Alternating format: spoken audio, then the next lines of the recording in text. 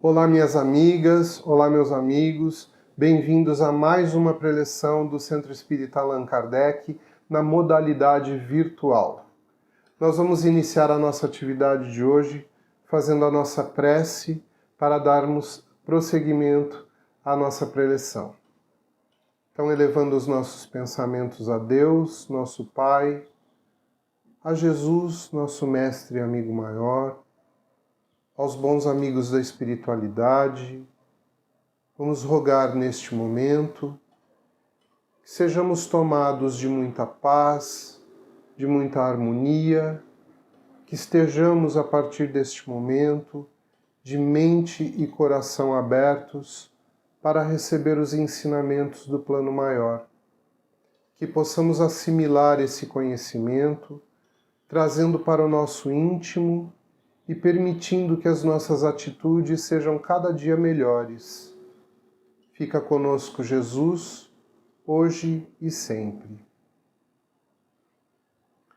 O tema da preleção de hoje está no capítulo 8 de O Evangelho segundo o Espiritismo, que trata sobre bem-aventurados aqueles que têm puro o coração. E nós vamos tratar a partir do item 11 desse capítulo, que vai falar sobre os escândalos. E o título é Escândalos. Se vossa mão é um motivo de escândalo, cortai-a.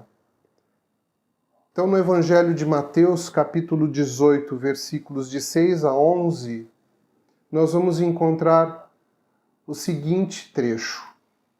Ai do mundo por causa dos escândalos, porque é necessário que venham escândalos. Mas ai do homem por quem o escândalo venha. Se alguém escandalizar um desses pequenos que creem em mim, seria melhor para ele que se lhe pendurasse ao pescoço uma dessas mós que um asno gira e que o lançassem no fundo do mar. Tende muito cuidado em não desprezar nenhum destes pequenos.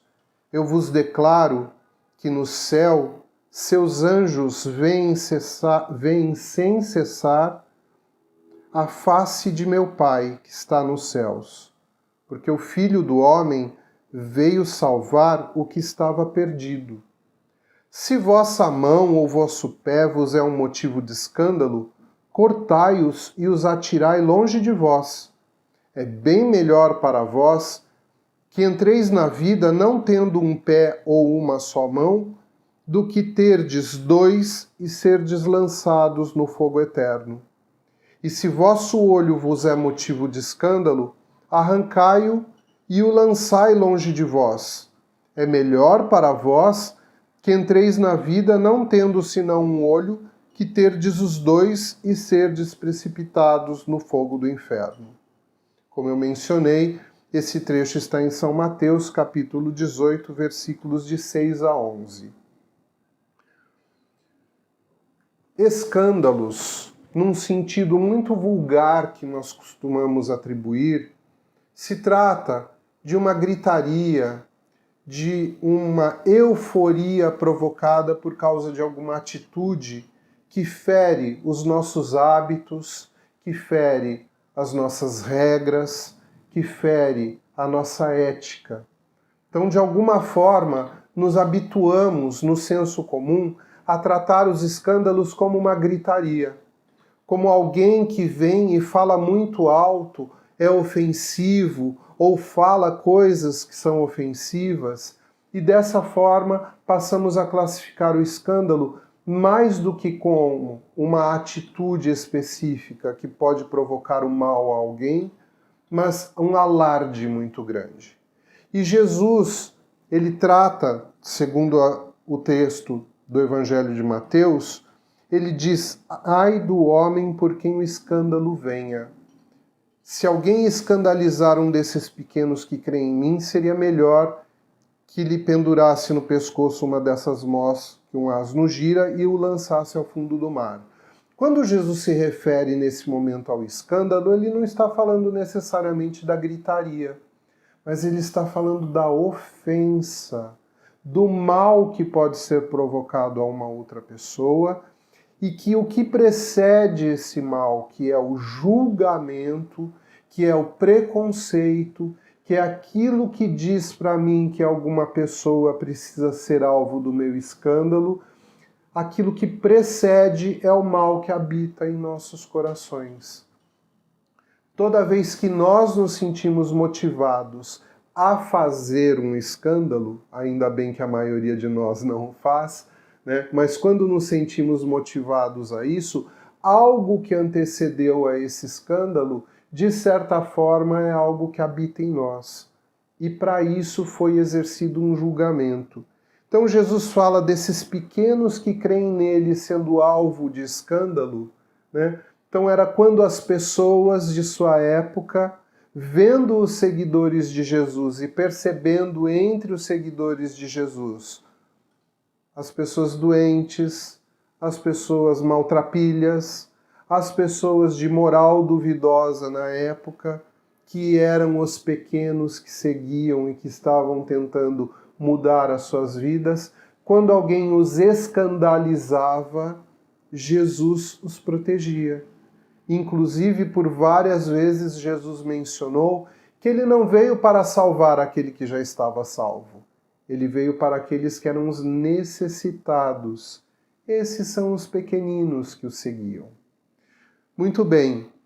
Olhando para essa parte do ensinamento, entendemos então quando ele fala do amarrar a pedra de moinho, Amós, que os asnos giram e lançar a pessoa ao fundo do mar, que também isso é figurativo. Ele diz que essa pessoa que escandaliza aqueles que estão tentando se melhorar seria digno de ser lançado fora, seria digno de estar fora desse circuito, fora do convívio das pessoas que são alvo de suas críticas. Então, temos que entender aqui que a palavra escândalo, mais do que apenas a gritaria, ela significa o mal que eu posso fazer pelo uso das minhas palavras, pelas minhas ações com as minhas mãos, pelo caminho que eu possa trilhar, que pode ser um caminho certo ou errado, mas que é um caminho que eu estou escolhendo trilhar, né? Por isso arrancar os pés e tirar os pés, né? Que podem ser motivo de escândalo, vão me conduzir ao escândalo, e aquilo que eu olho, que eu observo, mas que eu não olho com o olhar do aprendizado, com o olhar da avaliação para a minha melhora.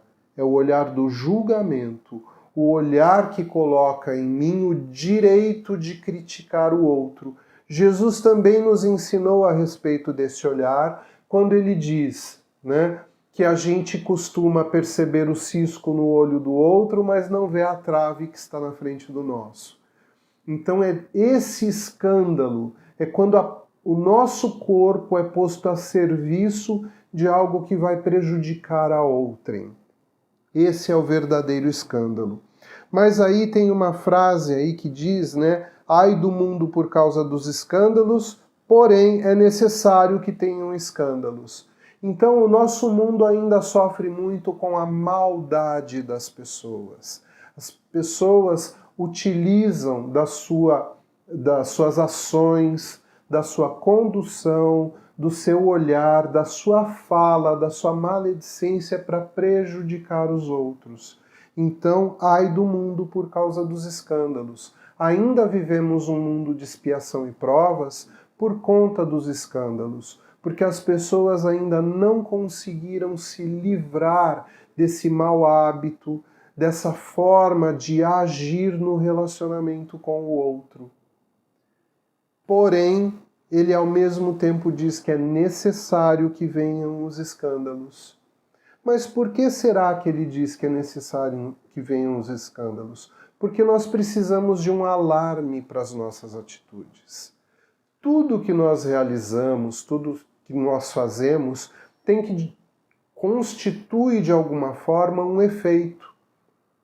E esse efeito tem que ser tratado e observado com muito cuidado.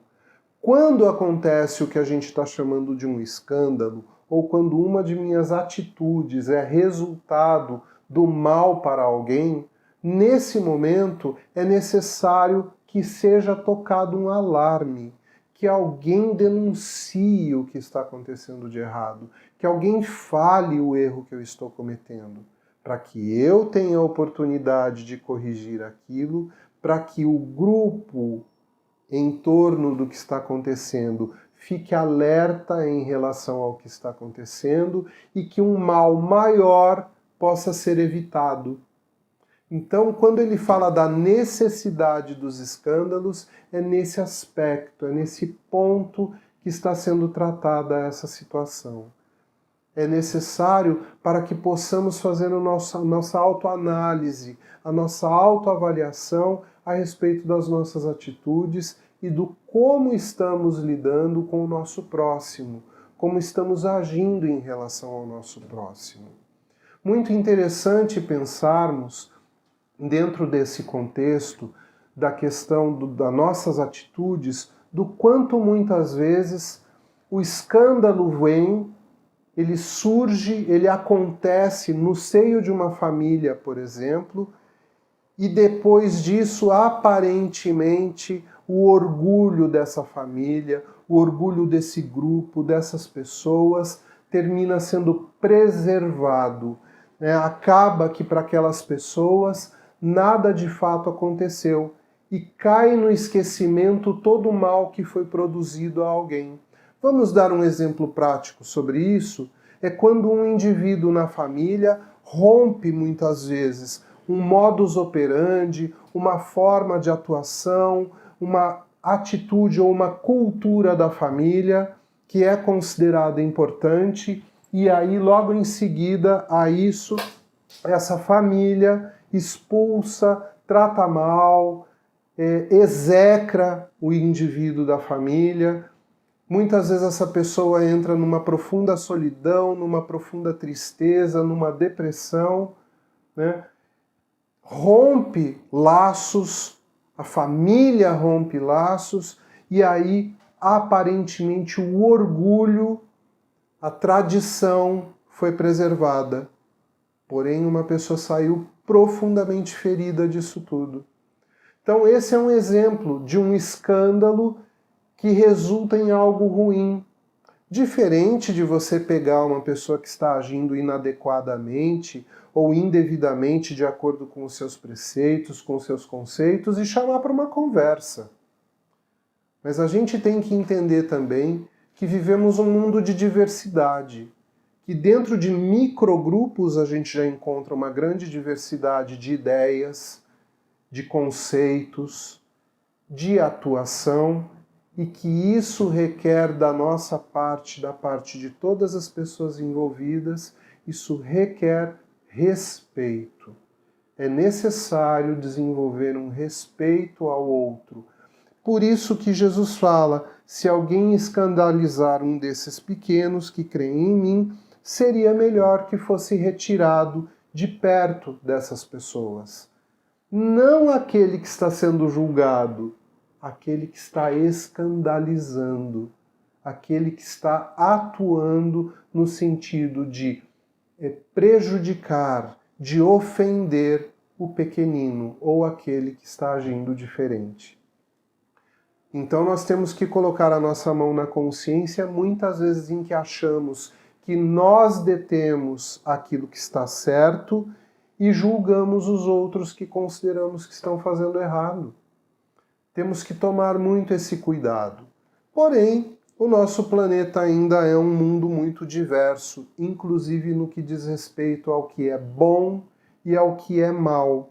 O escândalo vem para anunciar muitas vezes o que é mal. E ele tem essa função para que nós possamos observar o mal em nós, o mal nos outros e modificar as nossas atitudes. Não seria melhor, então, se não existissem os escândalos? E quando Jesus fala que nós devemos tirar a parte de nós, que de alguma maneira significa motivo para o escândalo, ou é a ação do escândalo, que nós deveríamos arrancar e lançar para longe de nós, não seria essa forma de construir um mundo melhor? Na verdade, o mundo melhor a gente constrói mudando as nossas atitudes. no passado, levavam ao pé da letra mesmo essas palavras de Jesus. Cortar a mão e lançar longe, arrancar os olhos e lançar longe de si. Era a lei de talião, inclusive. Olho por olho, dente por dente. Nós temos que tomar muito cuidado. Não é um objetivo, nem para Deus, nem para Jesus, nem para os bons espíritos, que nós provoquemos em nós ou no outro qualquer tipo de mutilação. Pelo contrário, é um objetivo que nós entendamos o que está acontecendo e tenhamos a possibilidade de uma correção, de um arrependimento, de uma mudança de atitude. O escândalo que é tratado no Evangelho, ele mostra o objetivo da melhora em nós e não de um extirpar violento, onde muitas vezes o julgamento quem exerceu foi o outro e não quem teve uma parte de si extirpada.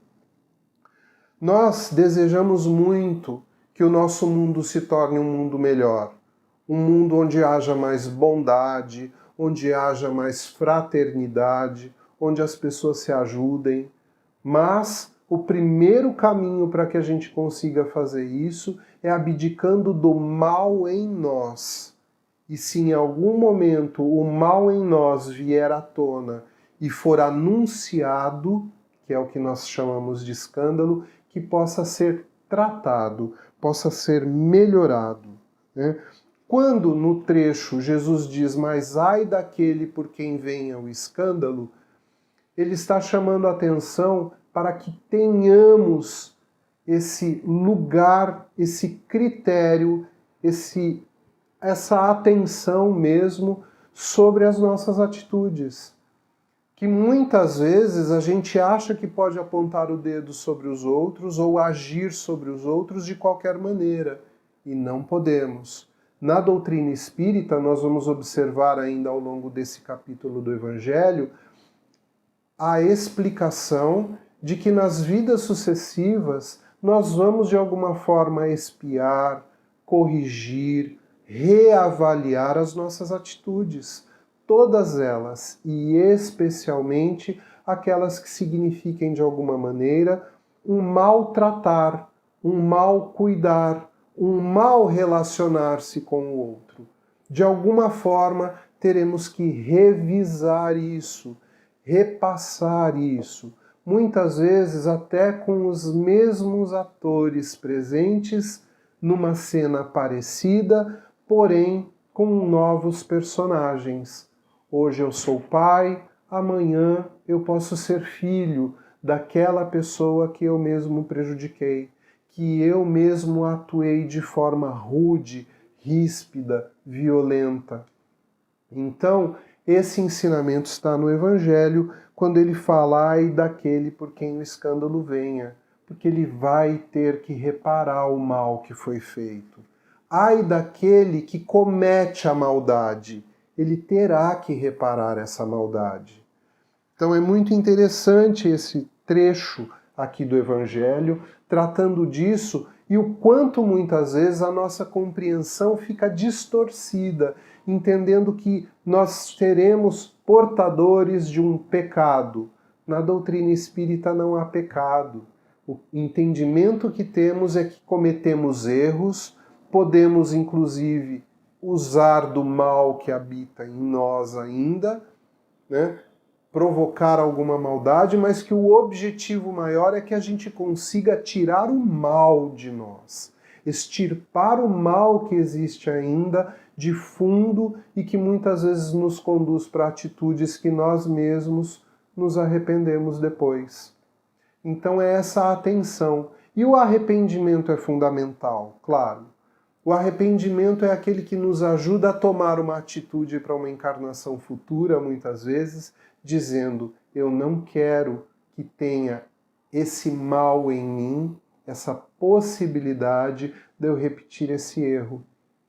Então, quando muitas vezes conhecemos uma pessoa que carrega algum tipo de deficiência, algum tipo de diferença no seu corpo em relação àquilo que chamamos de normalidade corporal, física, que muitas vezes esse espírito solicitou que ele reencarnasse num corpo com aquela diferença para que ele não tivesse a possibilidade de reviver ou de reativar o mal que habitava e que era manifesto a partir dali.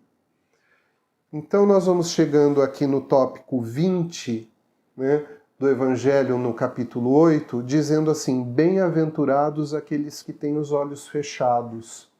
Esse trecho é muito interessante porque o espírito Vianney, ele é chamado numa reunião espírita e quando ele se manifesta, né, isso aconteceu em Curadars, Paris, 1863, quando ele se manifesta, solicitam a ele, que era um espírito que trabalhava com curas, que ele curasse uma jovem cega que estava na reunião.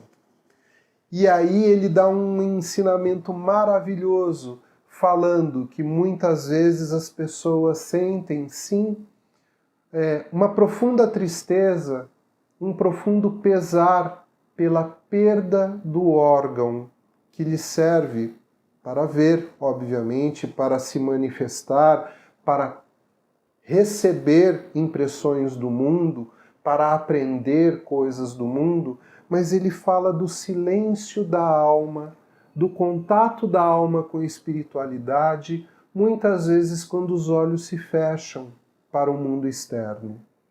Que a nossa atitude, muitas vezes, de meditação, inclusive, envolve um cerrar os olhos, voltar-se para si mesmo, para que esse contato com a espiritualidade, para que esse contato com o mundo maior se processe.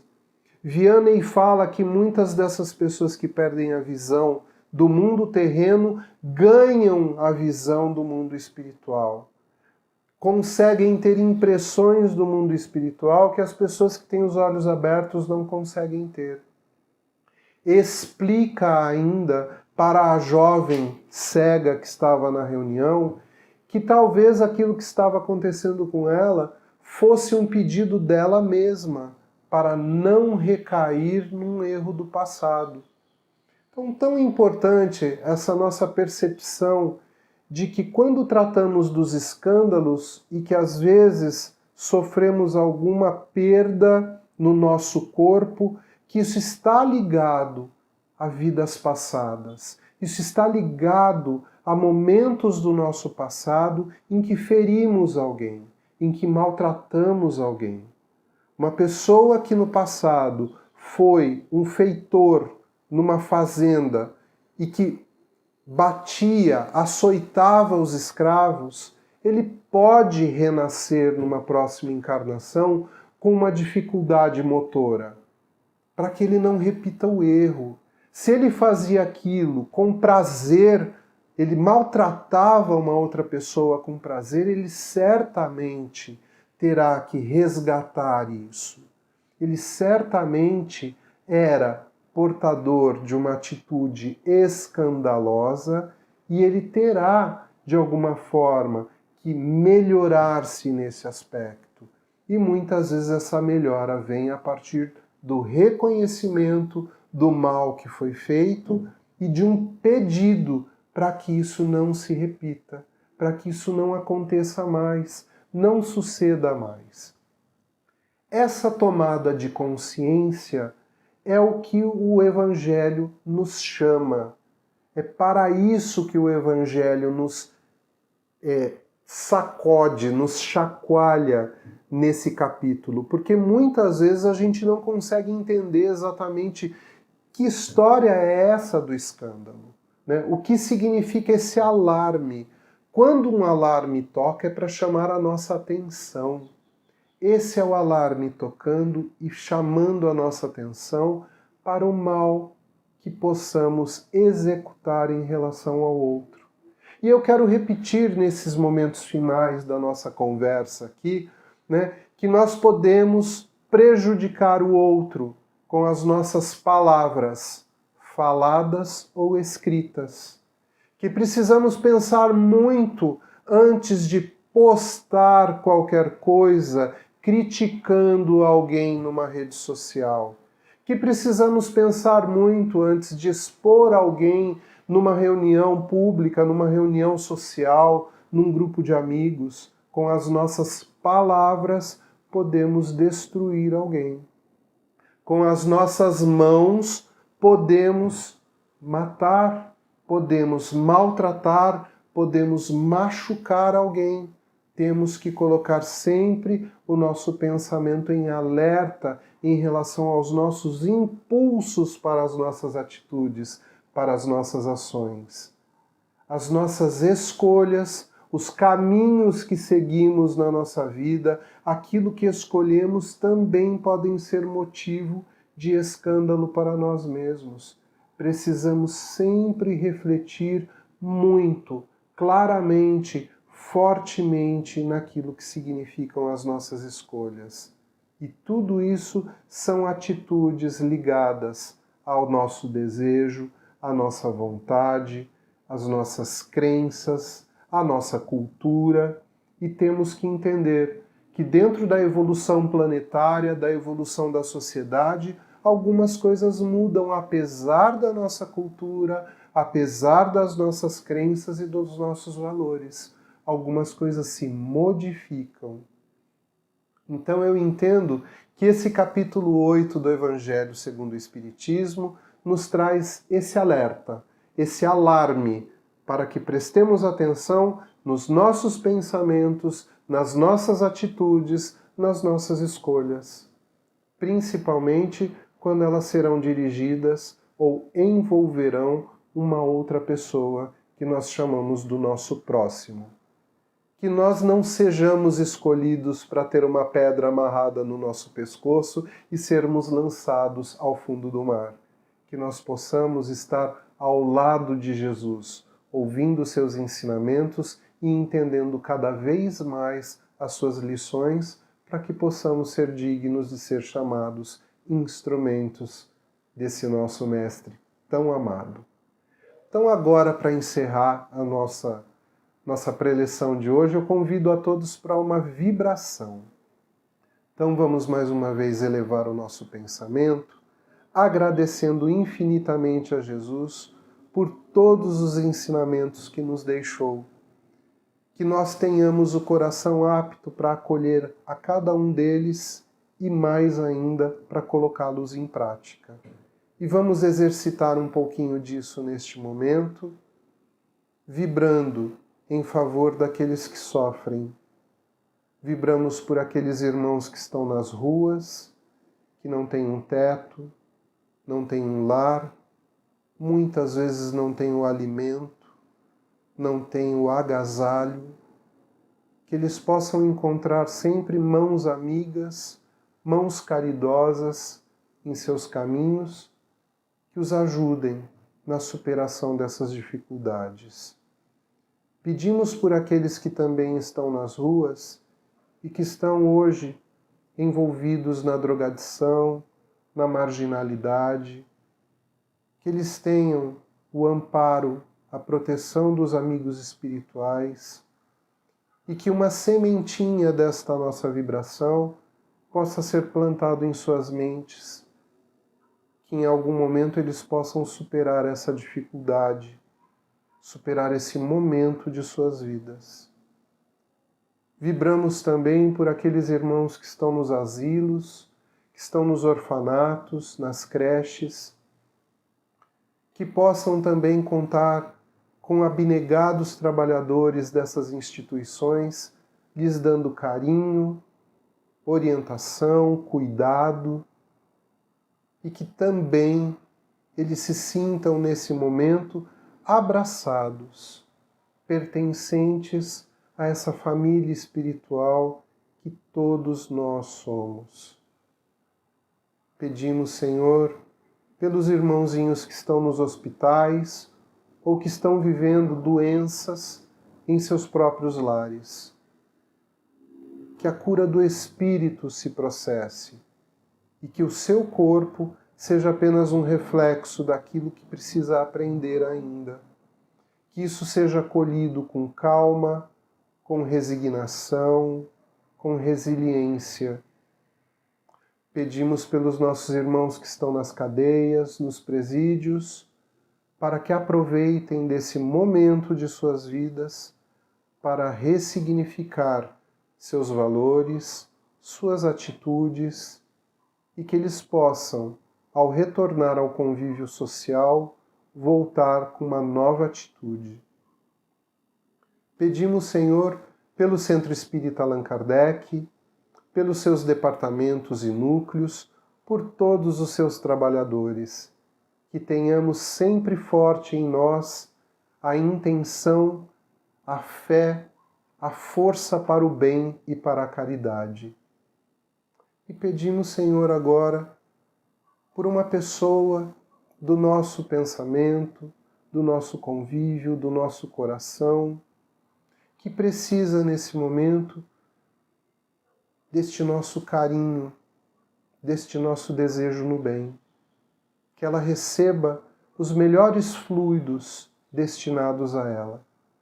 E pedimos, por fim, por nós mesmos, para que tenhamos, Senhor, fé, força na caminhada, que sejamos sempre atentos para melhorar em nós aquilo que for necessário. Fica conosco, Jesus, e que tenhamos bons dias, bons tempos à nossa frente. Assim seja.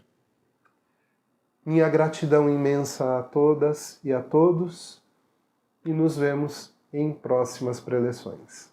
Um grande abraço.